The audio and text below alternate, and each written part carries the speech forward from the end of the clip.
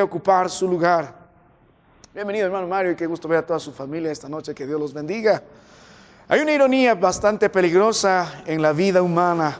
El corazón puede caminar con plena confianza hacia su propia ruina.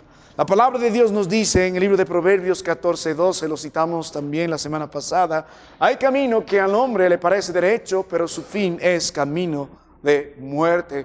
Usted debe notar la fuerza en el versículo. Dice: hay camino que al hombre le parece derecho. No dice hay camino que al hombre le parece torcido, sino dice derecho. ¿Sabe? Hubiese sido bueno que también se diga hay camino que al hombre le parece torcido, porque si en realidad nuestra vida, podemos darnos cuenta en nuestro andar diario que parece que esto no está bien, nos invita a nosotros a encaminarnos y a volver delante del Señor. El problema está en que no es que parece torcido, el problema está en que parece derecho, parece un camino respetable, un camino honroso, parece un camino lógico, un camino que agrada al Señor, parece un camino que solemos transitar en nuestro andar diario y parece bueno.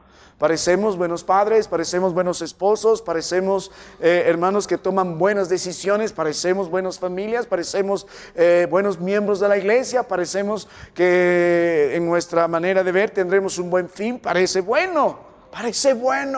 Si alguno de ustedes puede meditar hoy en su camino, le diré que la gran mayoría dirá: mi camino parece bueno.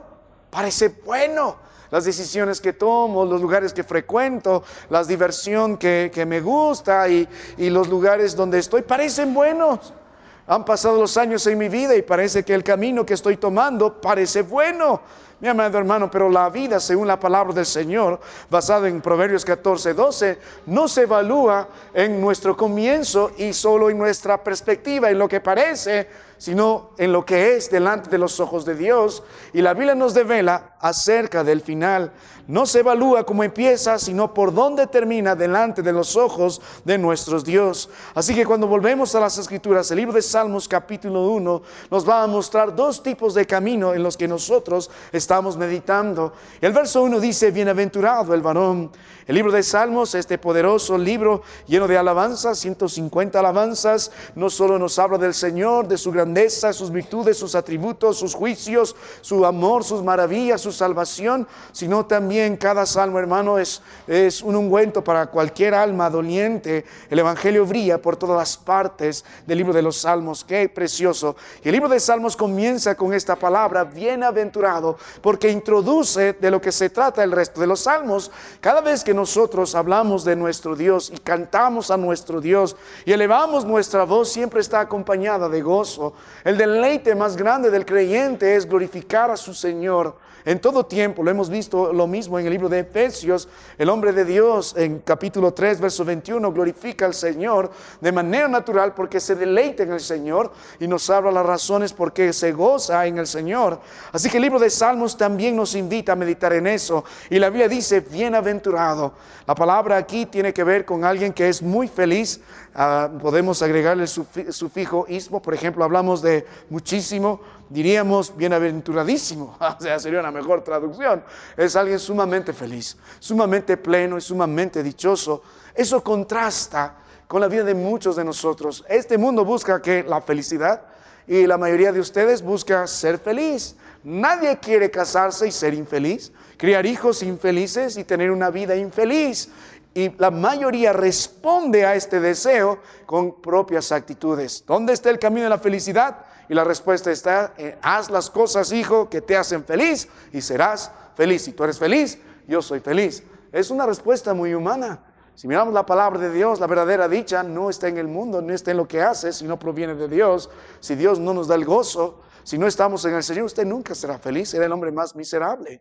Así que el Señor nos anima a meditar en esto. ¿Por qué? En el libro de Salmos tenemos dos tipos de hombres: un hombre bienaventurado y un hombre totalmente desdichado.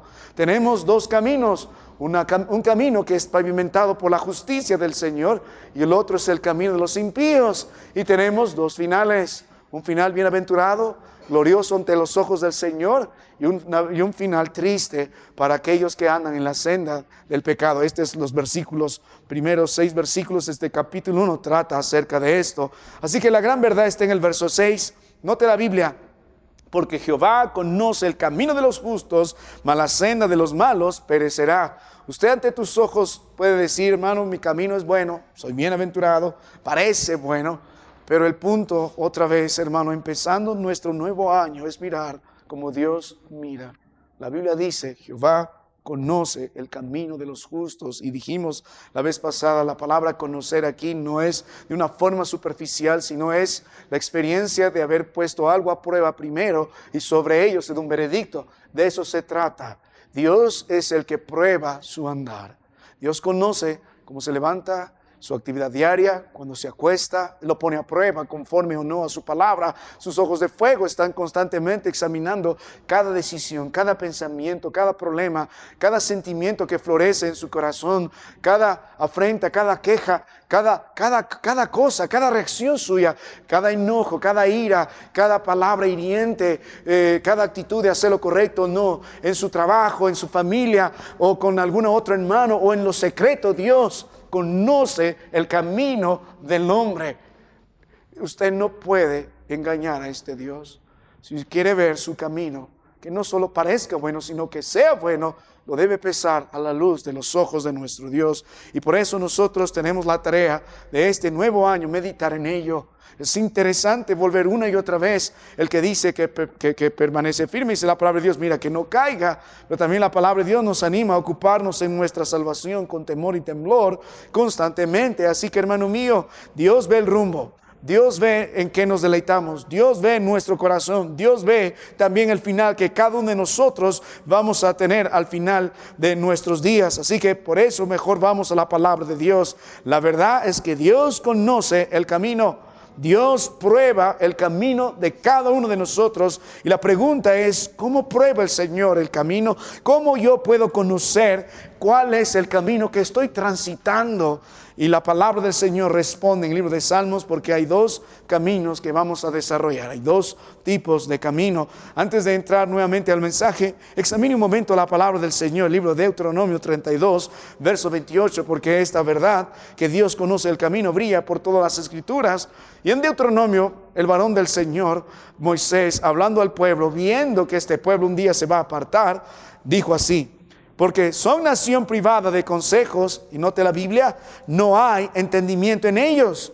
Y el verso 29 agrega: ojalá fueran sabios que comprendieran esto y se dieran cuenta el fin que les espera. El varón del Señor advirtió a su pueblo que constantemente examinen sus caminos, no por lo que parece, sino por lo que tienen.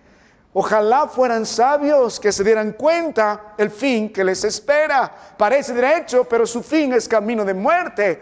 Hay muchos que terminarán con un matrimonio fracasado. Hay jóvenes que terminan con una vida arruinada. Parece derecho, pero su fin es camino de muerte. Lo que el Señor espera es que podamos examinar nuestras vidas a la luz de la Biblia y para darnos cuenta el fin que nos espera y el fin que espera a su familia. Así que vamos a la palabra de nuestro Dios, hermano. No todos los caminos llevan al Señor. No romantizamos esta verdad. Vamos a ver solo dos caminos. Y hay dos caminos: el camino del justo en los primeros 3 versículos y el camino del malo en los últimos versos del 4 al verso 6. Así que, hermano mío, este precioso salmo no está organizado por algún tema suelto, sino está organizado de una forma increíble, como todo lo que es poesía en la Biblia. Hay paralelismos y aquí hay un gran contraste entre el justo y el impío. El Señor lo pone de una forma que podamos notarlo. No está a medias, no hay un conjunto intermedio: o eres justo o eres malo, o andas en un camino correcto, o estás en un camino peligroso, una senda espaciosa, o tu final es vida, o tu final es muerte. Ante los ojos del Señor, el contraste en el Salmo 1 es bastante claro, porque el verso 4 empieza diciendo: no así los malos. Entonces debemos entender esto, el énfasis. Cuando Dios nos muestra estos dos caminos, lo hace de una forma clara, y es blanco o es negro. No hay un término medio, no hay un color intermedio, no hay variedad de colores. O eres del Señor o no eres del Señor. O tu senda es la correcta o tu senda es la incorrecta. O tu fin es vida o tu fin es muerte. O amas al Señor o no estás en los caminos de nuestro Dios. El contraste es muy marcado. Así que mire el camino del justo nuevamente, porque nuestro énfasis va a estar en el camino del malo que nos corresponde esta noche. Note la Biblia, Jehová conoce el camino. Ahora miremos el camino del justo. Note la palabra del Señor. Aquí hay 4 características que hemos resaltado. Lo voy a resumir rápidamente para ver las 4 otras características del camino del impío. Note el camino del justo. Número 1 es bienaventurado. Ya dijimos el significado de esta palabra: sumamente dichoso, sumamente feliz, sumamente lleno, sumamente gozoso, alegre a pesar de las circunstancias. No solo es una alegría superficial, sino es una bendición producto de su relación con el Señor, indistintamente de lo que suceda a su alrededor. El hombre vive dichoso, el hombre vive pleno. ¿Podría usted meditar hoy, si usted está andando por esta senda de los justos, la característica principal en su andar diario, al final de los días, al final del día, al final de su conversación con su esposa o sus hijos? Lo que usted debe experimentar es dicha, no vacío, no miseria, no dolor, no amargura, no angustia, no llanto, no quebranto, sino dicha. Es felicísimo, es bienaventuradísimo, si existe la palabra. Es sumamente dichoso. Dichoso del matrimonio que tiene, dichoso de los hijos que Dios le ha dado, dichoso de la labor que tiene en la iglesia, en su andar diario. Usted vive pleno. No es un hombre hambriento y sediento de gozo del mundo y alegría superficial, sino es pleno. ¿Sabe? Es triste entender que hay cristianos que nunca han experimentado esta dicha que viene de parte de nuestro Dios. Años en la iglesia, años en los caminos del Señor, pero su vida refleja este vacío. No están satisfechos, siempre quejando. No están plenos, siempre están buscando algo más que llenar su vida con lo material, con posiciones, con trabajos, con otras actividades. No se siente felicísimo. No es bienaventurado. No es feliz. Ahora debemos entender que el ser bienaventurado habla del varón, y esta palabra habla de hombre y mujer. Bienaventurada la persona, podríamos decirlo también. Es independiente a las circunstancias, porque proviene del Señor. Cristo dijo: mi paz os dejo, mi paz os doy, no como el mundo la da. El bien proviene solamente del Señor. El salmista también dijo: en cuanto a mí, acercarme a Dios es el bien. El hombre nunca experimentará la dicha si no viene de parte del Señor. Nunca experimentará la paz y el gozo y la felicidad plena si no viene de parte del Señor.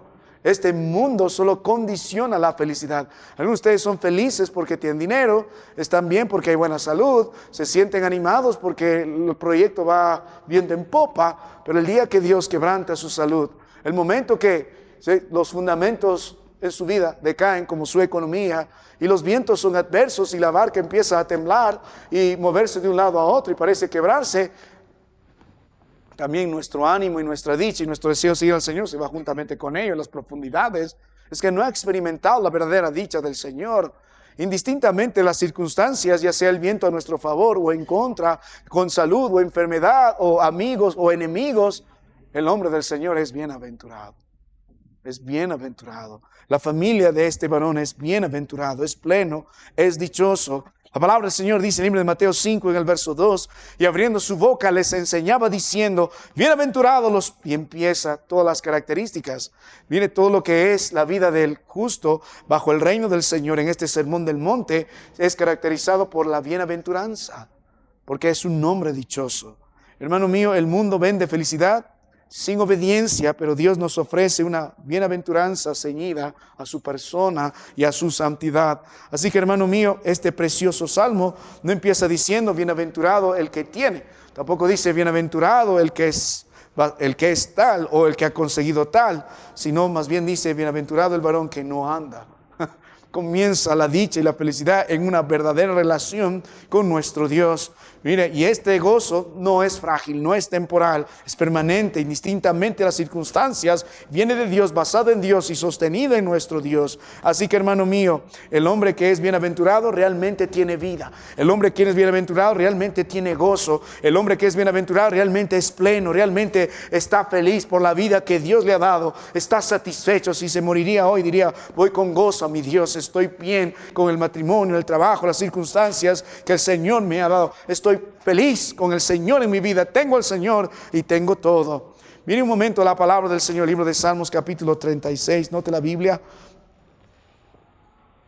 La Biblia dice lo siguiente, Salmos 36, verso 7, dice: cuán precioso, Dios, es tu misericordia, por eso los hijos de los hombres se amparan bajo la sombra de tus alas, serán completamente saciados de la grosura de tu casa, y tú los abrevarás de las torrentes de tus delicias. El salmista en esta porción también vive la llenura del Señor. Es un hombre bienaventurado porque vive completamente saciado de todo lo que el Señor ha hecho a su favor.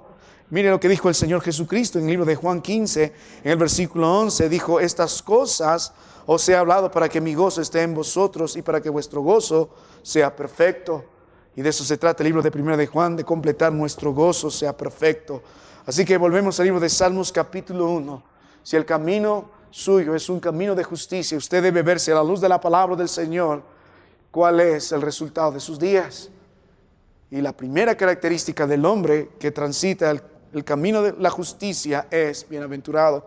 Ahora note la segunda característica que también hemos mencionado. Está en el verso 1. Bienaventurado el varón, nota, que no, ¿cómo empieza este salmo? Que no anduvo en consejo de malos, ni estuvo en camino de pecadores, ni en silla de escarnecedores se ha sentado. Si nota usted la palabra del Señor, hermano mío, la idea aquí es separación. Nota la diferencia en la relación de la felicidad de este mundo y de qué proviene en función de la felicidad y el gozo que proviene del Señor. Este mundo está feliz con lo que uno puede hacer bajo su libertad. Haz el deseo de tu corazón, consigue el trabajo de tus sueños, la carrera de tus sueños, la actividad de tus sueños, ocúpate en las actividades que te hacen feliz y serás un hombre dichoso. Es muy peligroso eso, es muy peligroso esa doctrina. Lo que el Señor dice, la verdadera felicidad del hombre, de la dicha, no proviene solo de lo que los hace feliz, sino más bien proviene de una separación de este mundo y un acercamiento pleno al Señor. Así que la segunda característica del camino del justo no solo es bienaventurado, es pleno en el Señor, sino que también está marcado por una separación. Este camino es santo, es una separación progresiva, es una santidad progresiva del pecado. Antes que el pecado se instale en nuestras vidas, el Señor en su gracia obra para que nos apartemos de él. Sin el Señor, Efesios 2 nos dice en el verso 1 que Él nos dio vida cuando estábamos muertos en delitos y pecados. Y empieza a describir cómo éramos nosotros, hijos de desobediencia, sujetos al mundo, sujetos a Satanás, y esta naturaleza viciada que estaba llena de frutos de la carne. En el Señor, la primera característica del hombre en su vida diaria, después de ser bienaventurado, es un camino de santidad, es un camino de separación del pecado. Hay libertad del poder del pecado en el Señor, porque el Espíritu de Dios mora en nosotros. Ahora, cuando usted nota el énfasis en el verso 1, en este camino de santidad, la palabra que resalta es no. El carácter del creyente se manifiesta en su separación y en la determinación de decir no al pecado. Una persona de carácter no es aquella que es airada e inmediatamente manifiesta esa conmoción suya frente a cualquier circunstancia. Eso no es tener carácter. El tener carácter en la palabra de Dios es saber gobernar nuestro espíritu. La expresión de Jesús como manso y humilde de corazón, la expresión que nos muestra que es un hombre perfecto de carácter, alguien que gobierna su espíritu con los propósitos del Señor. Entonces la palabra de Dios nos empieza diciendo que este bienaventurado gobierna su vida en el Señor, por el Señor, y aprendió a decir no. Su vida está marcada por no al pecado, no a la práctica del pecado. Y hemos visto aquí, hermano mío, una progresión en la degradación de todo hombre que no sabe decir no. ¿Por qué? Nota la palabra de Dios, el primer no de este hombre, la santidad aquí en el corazón de este hombre es bastante claro. Dice, no anduvo en consejo de malo. El hombre de Dios estaría aquí y nos diría en mi andar diario en Cristo Jesús, esto es lo que se nota, es un patrón de todos los días, no ando en consejo de malos. Su no es enfático, una separación clara, porque la primera batalla comienza aquí. La palabra de Dios nos va a hablar a lo largo de las Escrituras. Por ejemplo, en 1 Pedro 3, en el verso 15 dice, si no santificad a Dios al Señor, donde dice, solo en la iglesia, solo en nuestra familia, o donde empieza la santidad hacia nuestro Dios, en vuestros corazones. El apóstol Pedro en la epístola que escribió está lidiando él con la cultura romana que está enquistada en la iglesia, y por eso es la razón de la epístola de 1 Pedro y su mensaje es sed santos porque yo soy santo.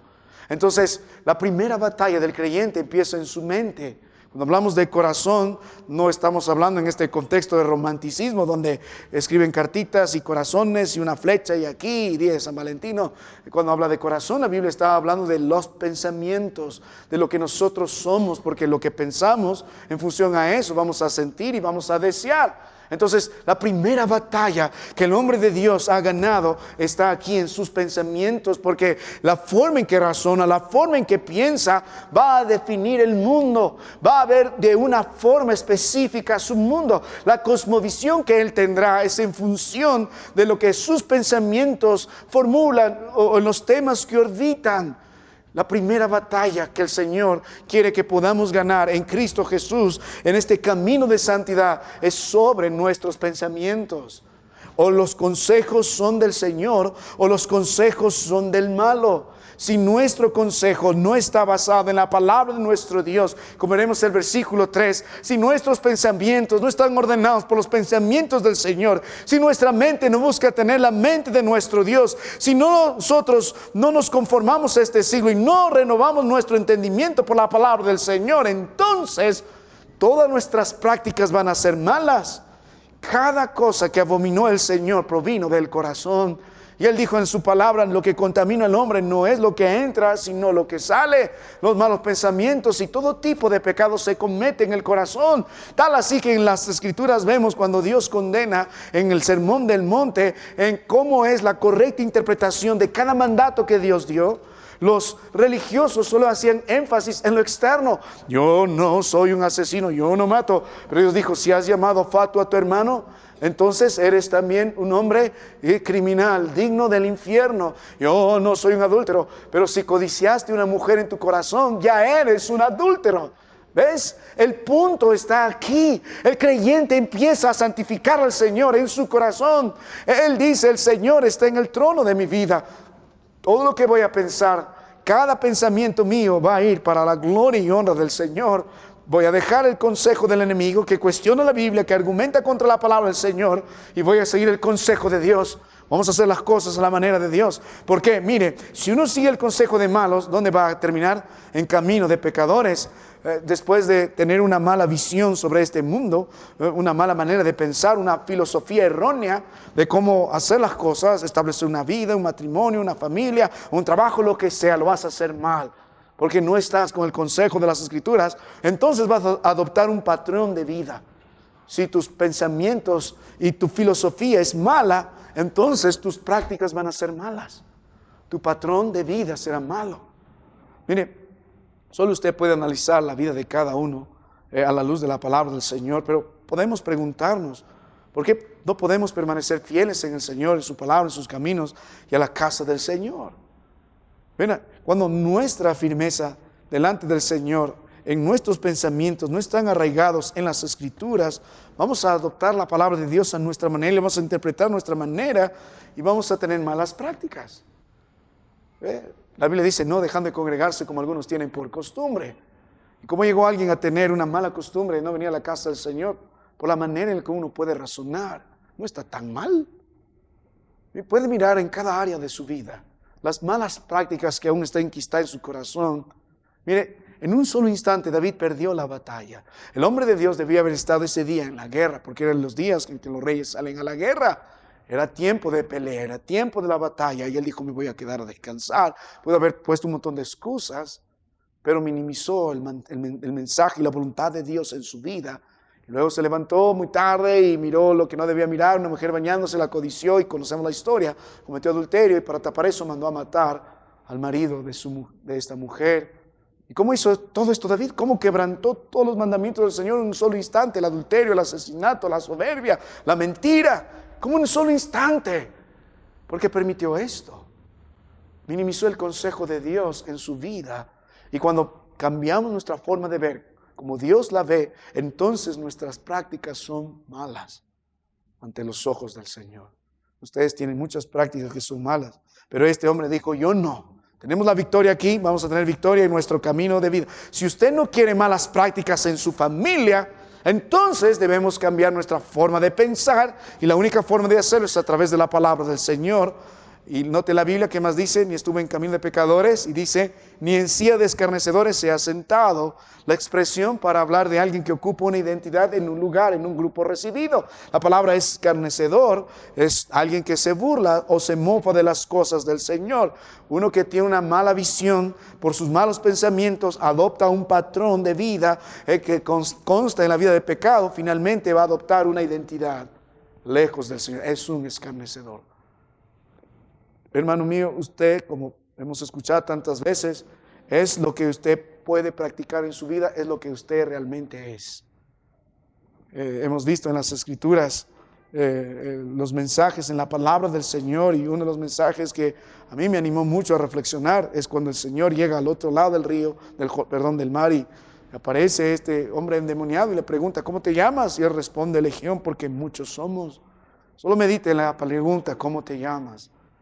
Por la práctica tuya, por lo que hay en ti, es lo que te defines delante del Señor. Alguno dirá, Señor, soy infiel. Otro dirá, Señor, por mi práctica soy mentiroso, por mi práctica soy un rebelde, por mi práctica soy impío. Lo mejor que le puede pasar, hermano, es ver que su camino ya no está pareciendo bueno, sino parece torcido. Así que vuelva a la palabra de nuestro Dios, hermano, y nota la santidad en la vida de este hombre. Ahora note algo más, el verso 3. Es un camino bíblico, no solo es un camino bienaventurado, no solo es un camino de santidad, no practica el pecado, amén, porque tiene victoria en su mente, tiene una buena práctica y tiene una identidad en el Señor. Por eso dijo no al pecado, no al mal consejo, no a la mala práctica, no a una identidad. Mi lugar esté en el Señor. Ahora nota el verso 2, sino que en la ley de Jehová está su delicia, y en su ley medita de día y de noche. Una tercera característica, el camino del hombre justo es un camino bíblico. El justo no solo se aparta del mal, sino nota la expresión, el contraste, sino que en la ley de Jehová está su delicia. Mire, la santidad en el Señor no solo consta de apartarnos del mal, sino consta de deleitarnos del bien. O sea, el punto en el Señor no solo es decir no, el punto en el Señor es apartarnos del mal y buscar el bien. Mire, la palabra de nuestro Dios en 1 Timoteo capítulo 5, lo que caracteriza a un hombre de Dios, es lo mismo aquí. Note la palabra de nuestro Dios, libro de 1 Timoteo, rápidamente en el capítulo 5. Vamos a las Escrituras esta noche, mis hermanos. Note la palabra del Señor, 1 Timoteo capítulo 5, note la palabra del Señor en el versículo 10, dice, 1 Timoteo 6:10, porque raíz de todos los males es el amor al dinero, el cual codiciando algunos se extravieron de la fe y fueron traspasados de muchos dolores. Verso 11, mas tú, oh hombre de Dios, ¿qué hace el hombre de Dios? Huye de estas cosas. Vamos a poner ahí no solo amor al dinero, también dice la Biblia, huye de pasiones juveniles, huye de todo esto, que no puedes luchar. El hombre de Dios entonces huye, pero nota, de estas cosas. ¿Y qué pasa? Y sigue la justicia, la piedad, la fe, el amor, la paciencia, la mansedumbre, y pelea la buena batalla.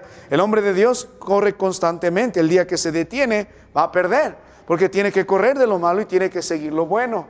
Lo mismo en el libro de Salmos en el capítulo 1. El hombre de justo aprendió a decir no al mal consejo, no al camino de pecadores, no a las sillas de escarnecedores, pero sí a la ley de Dios. ¿Cuál es lo que este hombre tiene por deleite más grande en su vida? Y la Biblia dice, está en la ley de Dios. La palabra delicia aquí tiene que ver con un deseo, no digamos desmedido, pero en el sentido de que es cuando alguien va a comer algo tan rico, se deleita en ello. Es la misma expresión, pero con un énfasis en las Escrituras. Es un hombre que anhela esto. No le tienes que obligar, no le tienes que seducir. El hombre de Dios se deleita en ello, se deleita en ello. Hermano mío, cuando usted mira la palabra del Señor, el verso 2 nos muestra el presente constante de este hombre. En la ley de Jehová está su delicia, no solo el día de ayer, sino el día de hoy. Y seguramente si está mañana vivo, su delicia va a estar en la ley de nuestro Dios. ¿Qué es lo que hace feliz a este hombre? La ley de Dios.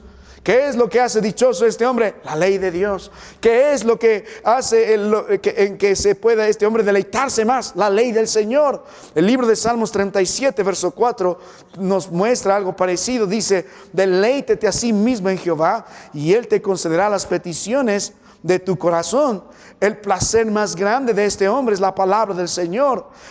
Por eso el mundo no entiende la santidad. El mundo no entiende qué es el verdadero placer. Para ellos, este mundo lleno de alegrías superficiales, el placer está en la inmoralidad, en la sensualidad, solo en las grandes comidas o en lo que me hace feliz. El placer bajo la luz del hombre justo está en el Señor y está en su palabra. Si usted es un hombre justo, ama al Señor y ama su palabra, se deleita a sí mismo en el Señor, y Él te concede las peticiones de tu corazón, y se deleita en la palabra del Señor. No es para Él una obligación leer la Biblia, es un deseo, forma parte de sí. No es para Él una carga obedecer los mandamientos, se deleita en hacerlo. Si el hombre viene a la iglesia, lo hace porque ama al Señor y es un deleite en Él. No lo tienes que obligar. Si el hombre se para en la verdad en el día de la batalla, no lo tienes que obligar, lo hace porque se deleita. Su deleite más grande en la vida, el placer más grande en su vida, no está en este mundo, está en la palabra de Dios.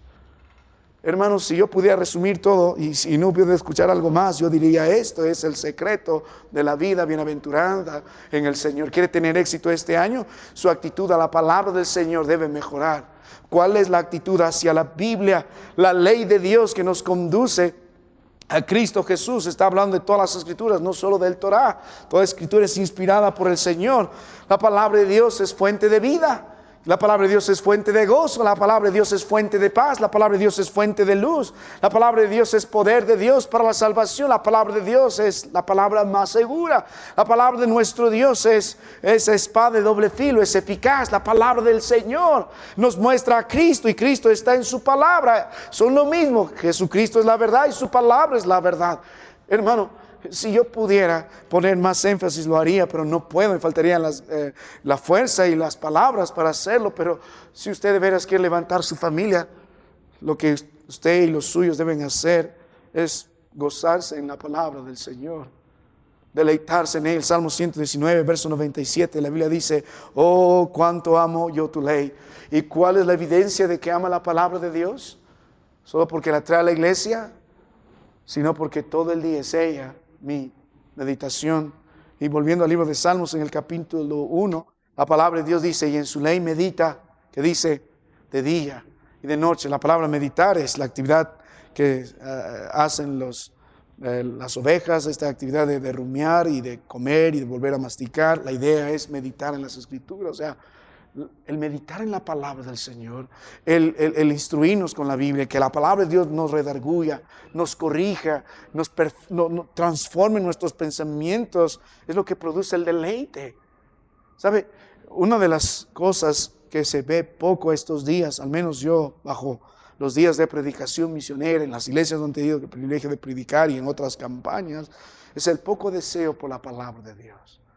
Jeremías, aún en sus días más difíciles, de Jeremías 20, cuando tengan tiempo, léanlo ahí, él quería renunciar porque su mensaje era violencia y destrucción y sus amigos se iban y nadie le daba la bienvenida. Era el predicador más impopular de sus tiempos y él dijo, voy a renunciar por eso.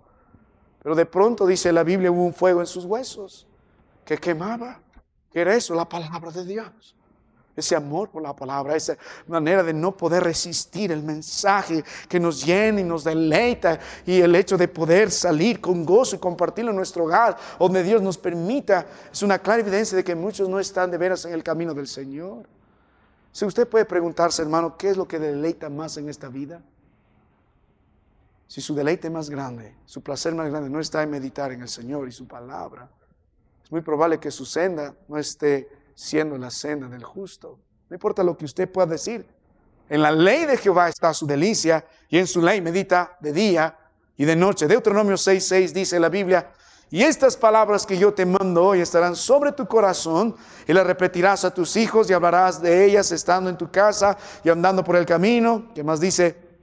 Y al acostarte y cuando te levantes, y las atarás como una señal en tu mano, y estarán como frontales entre tus ojos, las escribirás en los postes de tus casas y en tus puertas. Hablaba la Biblia en la mañana, en la noche, en la calle, en todo momento, en todo tiempo, el mensaje, en lo que ellos meditaban, la palabra de Dios. Y esta ordenanza dio a los padres para que hicieran con sus hijos. Si la mente no está ocupada por las Escrituras, este mundo lo va a llenar de cualquier cosa.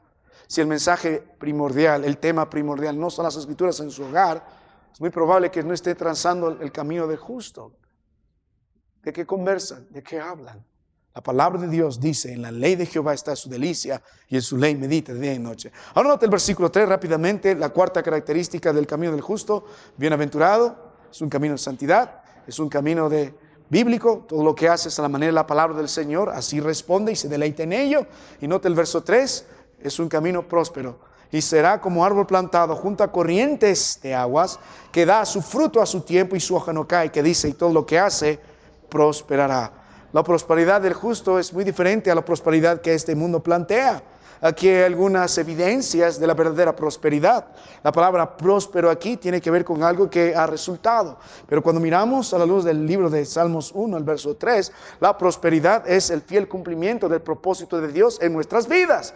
Usted es un hombre próspero si cumple el propósito de Dios. Eso le trae gloria y eso le trae honra. No lo mide en lo material, no lo mide en lo académico, no lo mide en lo laboral, no lo mide en la apreciación o en su fama o en sus seguidores. No, si usted es un hombre próspero, es un hombre que cumple el propósito de Dios en su vida. Y note la palabra del Señor, estos aspectos en el verso 3. Note este primer propósito. No dice algún día será, que dice será. ¿Nota? Será. ¿Por qué hay fracaso en la vida, en nuestras familias, en el andar diario de los jóvenes, qué sé yo? ¿Por qué fracasamos? Sencillamente porque el verso 2 no es una realidad en nuestras vidas. No enfrentamos el mundo bíblicamente, no nos deleitamos en mirar el consejo del Señor y enfrentar los problemas. Voy a empezar una empresa, ¿qué dice el Señor? Voy a establecer un noviazgo, ¿qué dice el Señor? Voy a hacer esto, ¿qué dice el Señor? Y me deleito en ello. Si la Biblia no está presente, si la luz del Señor, si la lámpara no está alumbrando a nuestros pies, si la ley de Dios no es nuestra delicia, nunca será un árbol plantado. La Biblia dice, será. La afirmación es clara, está poniéndole en el futuro. Si bien es cierto, vienes del pasado, vienes del presente, pero ves al futuro. El hombre de Dios es prosperado, no es una casualidad. Hermano, no significa esto una vida sin problemas, no significa una vida sin que enfrentar un viento adverso, no significa que no vamos a enfermarnos, no significa que no vamos a lidiar con temas económicos, no significa eso, sino significa una vida que avanza cumpliendo los propósitos del Señor bajo la bendición de nuestro Dios. El libro de Jeremías 17:7 dice: bendito el varón que confía en Jehová y cuya confianza, que dice, es Jehová. Así que, hermano mío, mire rápidamente este hombre que es próspero. Primero, es un hombre como árbol plantado junto a corrientes de agua. Primero note, es un árbol plantado. No es un árbol que nació por casualidad, no es una mala hierba que apareció, sino es un árbol plantado. Lo que me hace pensar todo esto es que hay una gran diferencia entre un huerto o un lugar ordenado o una jungla.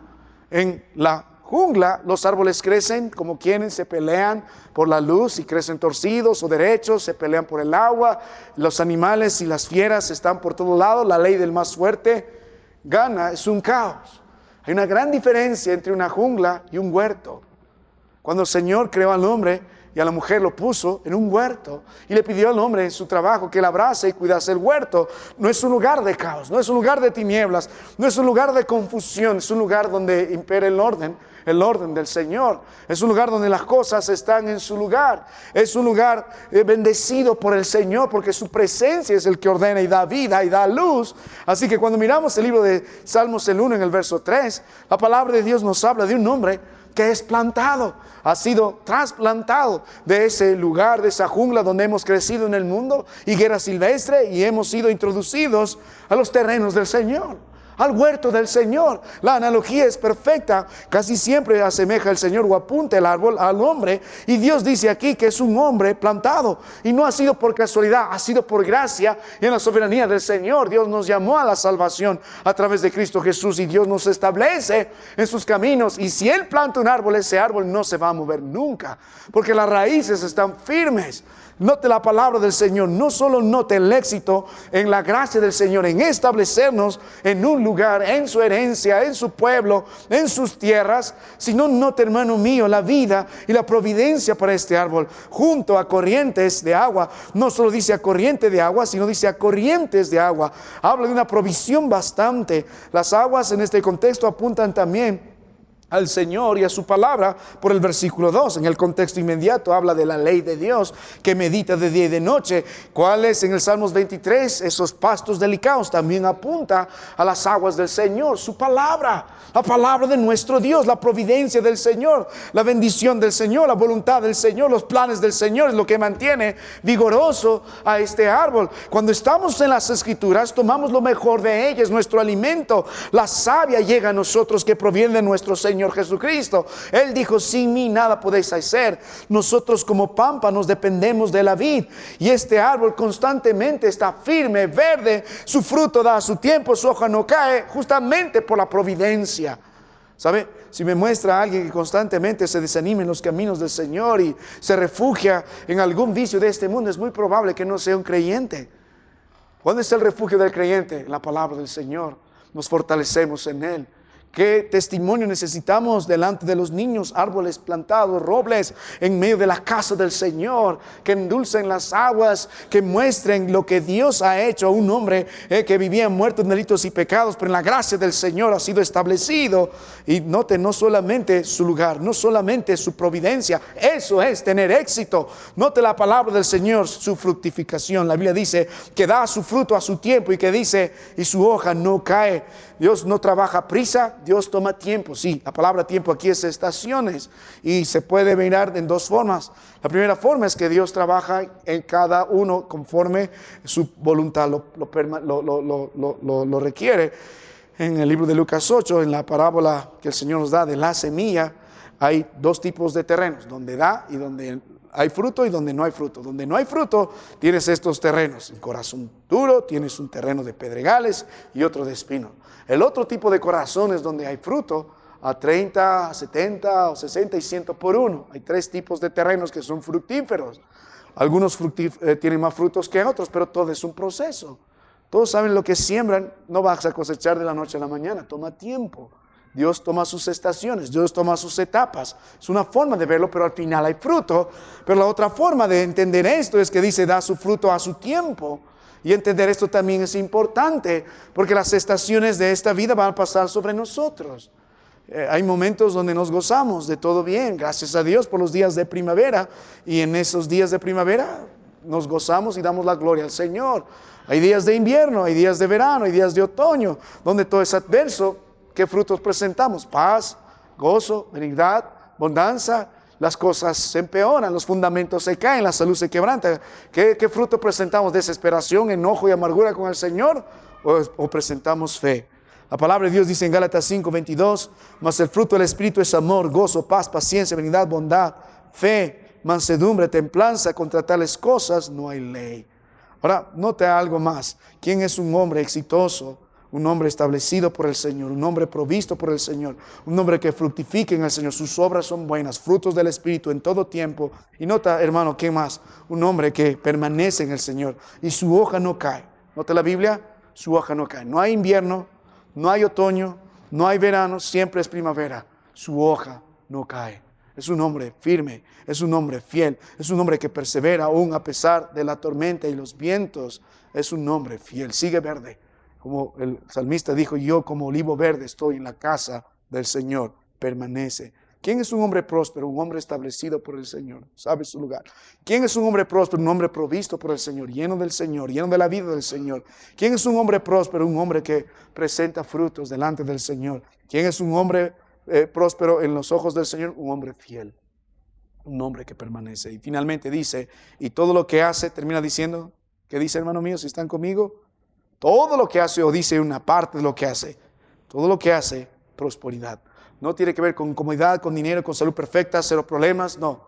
Más bien el texto dice que el justo tiene una vida firme, fructífera, porque está firme en la fuente correcta, que es el Señor y su preciosa palabra. Todo lo que va a emprender, Dios lo va a bendecir en el propósito del Señor. Va a bendecir su familia, va a bendecir su trabajo, va a bendecir sus planes, todo para la gloria y honra del Señor. La prosperidad en el Señor es esta, es la bendición del Señor en el cumplimiento de los propósitos del Señor en nuestras vidas. Ahora, note las escrituras para terminar esta noche, el versículo 4 en adelante, terminamos con esto. Mire el camino del malo, mire el camino del malo, me quedan unos minutos. Note, la Biblia dice, no así los malos. Note el contraste, no así los malos. Ahora note el camino del malo, note la senda espaciosa, note el camino de la necedad. Primero, si el del justo es bienaventurado, ¿cuál será del malo? Vano. Es vacío, porque dice, son como el tamo que arrebata el viento. La palabra tamo aquí es para hablar una cáscara, probablemente de lo que espigaban, trigo o cebada, lo que se llevaba el viento, lo que no se necesitaba. Es eso, es algo que no tiene valor, es algo que no tiene sustancia, es algo que no tiene peso, es algo que no tiene validez, es algo que no tiene valor, es algo que el viento, cualquier viento se lo va a llevar. Lo que estamos mirando aquí, que el camino del impío es vano. Es vacío, no hay vida, no hay valor, no hay gozo, no hay verdadera paz, no hay verdadera firmeza en el Señor. Es la característica principal del camino del hombre impío, es vano. La palabra de Dios habla de este término también, por ejemplo, el libro de Salmos capítulo 127, el verso 1 dice, si Jehová no edificara la casa, ¿qué dice? En vano trabajan los que la edifican. Si Jehová no guardara la ciudad, en vano vela la guardia. Y empieza a hablar de lo que hacemos vano. Aunque levantemos temprano, vamos a tarde, igual todo es pan de dolores. Así que, hermano mío, mientras el justo está felizmente enraizado en nuestro Dios, produciendo frutos, alimentándose de las corrientes de agua, manteniendo su hoja constante y verde y firme, y todo lo que hace prosperará, y en consecuencia es un hombre dichoso. El impío es todo lo contrario. Cada actividad que hace, cada ocupación que hace, cada sueño que plantea, cada trabajo incluso en el Señor, porque vamos a ver que es un camino religioso, al final no tiene sentido. Es vacío, no hay dicha, no hay satisfacción, no hay plenitud.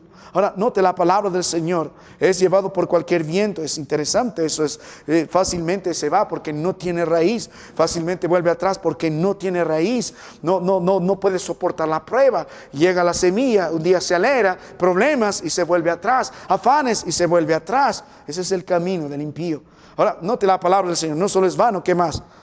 Es un camino de impiedad, no es de santidad, sino es de impiedad, porque dice, no así los malos, y verso 5, por tanto, no se levantarán los malos en el juicio. Los términos malos y como vemos aquí, pecadores, lo que hemos visto anteriormente, escarnecedores. ¿Qué es lo que predica? ¿Por qué Dios lo llama así? Simplemente no es por una accidente, sino el Señor lo llama porque es la condición real de estos hombres. Viven sin el Señor. En el verso 1 hemos visto la progresión de su vida en degradación, consejo de malos, camino de pecadores y silla de escarnecedores. Es decir, estos hombres aman lo que Dios aborrece. No hay santidad en su vida. Mire, hermano, una de las preguntas que usted debe hacerse en la senda correcta es si ama o no al Señor más que antes, y si aborrece o no lo que Dios aborrece. Estos hombres se deleitan en el pecado, no en la palabra de Dios. Se deleita en los frutos de la carne, lujuria, adulterio, sensualidad, fornicaciones, todo lo que no agrada al Señor. Aparentemente por fuera están bien, el problema es el corazón, libidinoso, licencioso, flojo para las cosas del Señor. Su camino es marcado por los deleites de este mundo, no por los deleites en el Señor. No es un camino de santidad, es un camino de impiedad. La palabra de Dios dijo en 1 Juan capítulo 3, en el verso 8, dijo: el que practica el pecado es del diablo, porque el diablo peca desde el principio. Para esto apareció el Hijo de Dios, para deshacer las obras del diablo. Y el verso 9 dice: todo aquel que es nacido de Dios no practica el pecado, porque la simiente de Dios permanece en él y no puede pecar porque es nacido de Dios. La diferencia es clara. Él no practica el pecado, sí peca, pero hay arrepentimiento en el camino de justicia, pero no así los malos. No así los malos, su vida es vana. No así los malos, su vida está llena de pecado. Practica el pecado, no aborrece el pecado que debió aborrecer, no lo aborrece, lo sigue amando como el perro vuelve a su vómito. Es su condición. Ahora nota algo más, verso 5. Por tanto, no se levantarán los malos en el juicio, ni los pecadores en la congregación de los justos. Tercer lugar, el otro tenía un camino bíblico, este tiene un camino religioso. Note la palabra de Dios, puede estar en el verso 5 en medio del juicio, puede estar en medio de la congregación de los justos. Ellos van a querer llegar al final de los días y ser aceptos ante los ojos del Señor. Ellos van a permanecer dentro de las congregaciones y van a querer pasar por justos. Es un camino religioso, hermano. A pesar que están en medio de la congregación, a pesar que quieren enfrentar el día que el Señor vendrá y hablan de los días que Él volverá, su camino sigue siendo pecaminoso, porque su énfasis está solamente en lo que es externo. Y esto es tan importante entender, hermano. No permanece delante del Señor correctamente, ni pertenece al pueblo del Señor, porque su camino de impiedad los delata. Su corazón oscuro y duro también los delata, porque el énfasis del hombre impío está en lo externo, no en lo interno. Por eso parece derecho, pero su fin es camino de muerte. El libro de Mateo 7:21 lo dijo: no todo el que me dice Señor, Señor entrará en el reino de los cielos, sino el que hace la voluntad de mi Padre que está en los cielos. Muchos me dirán en aquel día: Señor, Señor, no profetizamos en tu nombre, y en tu nombre echamos fuera demonios, y en tu nombre hicimos muchos milagros. Y entonces les declaré: nunca os conocí, apartaos de mí, hacedores de maldad. El Tito 1:16 dijo: profesan conocer a Dios, pero con los hechos lo niegan, siendo abominables, rebeldes, reprobados en cuanto a toda buena obra. Sus frutos lo condenan. Su vida sin la palabra de Dios lo condena. Su práctica constante de iniquidad los condena, porque el punto es solamente lo externo. Y Dios dice: no se van a levantar en el juicio, ni tampoco en la congregación de los justos. Llega el tiempo en que Dios va a tener que probar el corazón de cada uno de nosotros. Y finalmente, note la palabra de Dios en el verso 6. ¿Por qué razón no se van a levantar los malos en el juicio? Es decir, no van a prevalecer al juicio del Señor. Se va a destruir como el hombre que hizo su casa en arena. ¿Por qué no van a ser contados en medio de la congregación de los justos? Porque Jehová conoce. Jehová conoce. Él conoce el camino de los justos, mas la senda de los malos perecerá. Una de las cosas que consolaba bastante a Job en sus problemas, en sus días de aflicción y sus pruebas, es que el Señor conoce mi camino. Me probará y saldré como oro. Él sabía que estaba en la senda correcta. Dios conoce. Él entiende mi realidad, mis problemas, mis dudas. Sabe y me consuela y me fortalece. Estoy con Él. Pero la senda de los malos, que dice al final, perecerá. Finalmente, el camino del impío es un camino vano. Es un camino de impiedad, de impureza. Es un camino de religión, pero es un camino mortal. El fin, como empezamos diciendo al principio, hay camino que al hombre le parece derecho, pero su fin es camino de muerte. La senda de los malos perecerá. El Salmos 11:6 dice: sobre los malos hará llover calamidades, fuego, azufre, y viento abrasador será la porción de cáliz de ellos. Y el verso 7 dice: porque Jehová es justo y ama la justicia, el hombre recto mirará su rostro. Terminando esta noche, hermano, la pregunta sería entonces: ¿en qué camino nosotros nos encontramos? Y le pregunto, ¿de verdad habrá alguno que es varón justo delante del Señor que se encaje perfectamente en los versos 1 al 3? Por más que usted diga, ¿usted ha fracasado alguna vez? ¿No ha seguido el consejo de malo? ¿Alguna vez no anduvo en camino de pecadores y aún en el camino del Señor se ha querido sentar en sillas escarnecedores? Hermano, por nuestra propia justicia es imposible ser el hombre justo de los primeros 3 versículos. Más bien, somos muy familiares con del verso 4 al verso 6 en el camino del impío. Por eso vino Cristo Jesús buscar y salvar lo que se había perdido, porque Él sí es justo. Él sí fue, por más que digamos varón de dolores, amén, era un hombre bienaventurado. Él sí no anduvo en consejo de malos, ni en camino de pecadores, ni en sillas de escarnecedores, comió con ellos, pero no fue ellos. Él sí nos enseñó a amar la palabra del Señor y vino a cumplir la ley, meditó de día y de noche. Él sí nos mostró qué es ser un árbol plantado junto a corrientes de agua, cómo mostró su fruto a su tiempo, en su dolor, en su angustia, mostró su amor, su fe y su confianza en el Señor y su fidelidad. Su hoja no cae, el Señor siempre se mantuvo fiel y todo lo que hizo prosperó. Su obra en la cruz del Calvario fue perfecta. Mi amado hermano, si queremos de veras transitar este camino, en Mateo 7:13 empieza diciendo: entrad por la puerta estrecha. De una sola forma, la puerta estrecha es Cristo Jesús. En su justicia seremos justos, si no es imposible. Pero pregúntese esta noche, hermano, si usted es creyente, ¿cuál es el camino que está transitando su vida? Glorifica al Señor y este nuevo año ojalá que sea el camino del justo, que glorifique al Señor. Qué linda vida es el Señor, qué lindo, qué linda es la vida en el Señor, qué ligera es su cara y qué fácil es su yugo. Gracias por el justo. Ojalá que su sangre preciosa le pueda borrar sus pecados. No así los malos, no así los malos. Vamos a terminar en oración. Padre, gracias por tu palabra, el tiempo que nos das de meditar en